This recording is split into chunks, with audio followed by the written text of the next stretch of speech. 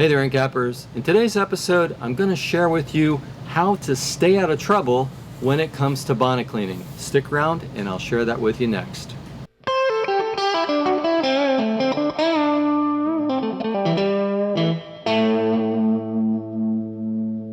Bonnet cleaning is a wonderful low moisture method for maintaining carpet, particularly commercial carpet. Works really well.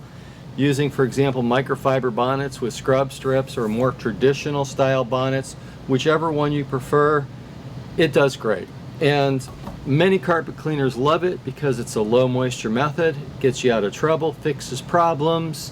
You're not normally going to have wicking when you're dealing with a low moisture method, particularly when you're working with a good encapsulation detergent like we have with Release It. When you put that together with bonnet cleaning, you're going to have great results. However, you can run into problems when it comes to bonnet cleaning. In fact, on one of the message boards just the other day, one carpet cleaner posted a problem. He actually put photographs of a job he had done, and there were swirl patterns in the carpet after he finished. And he was wondering if maybe it was the detergent that he had used that caused those swirl patterns. No, it wasn't the detergent. Detergents don't normally cause swirl patterns. But what he did say in his message is that he moistened the bonnets and went over it with a 175 rotary swing machine. So if you take this bonnet and you just simply moisten it, and you go across carpet, you're going to create a lot of heat.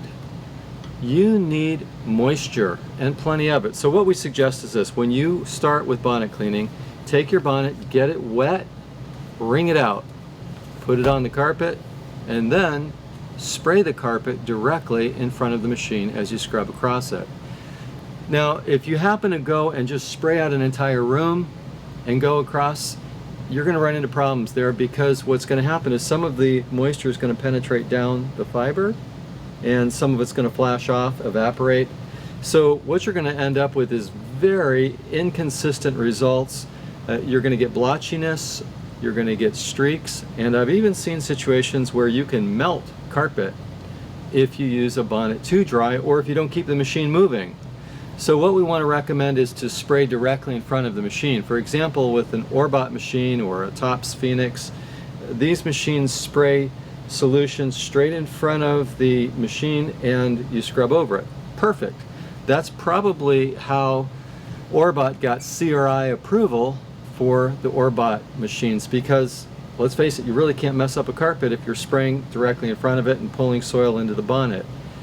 Where we get into problems and why the mills and the CRI have really given a thumbs down for bonnet cleaning is because many janitors out there will clean with a bonnet and they won't get it properly lubricated, and they're going to spin that bonnet across the carpet dry, and they're going to cause carpet destruction in the process. So here's some problems that you can get into when your bonnet's too dry, not completely moist. You're going to first of all get a very uneven cleaning appearance. It's not going to look consistent. But worse yet, you can scorch the fiber. In other words, you can put permanent twists in the fiber. If it's cut pile, you can untwist the yarn.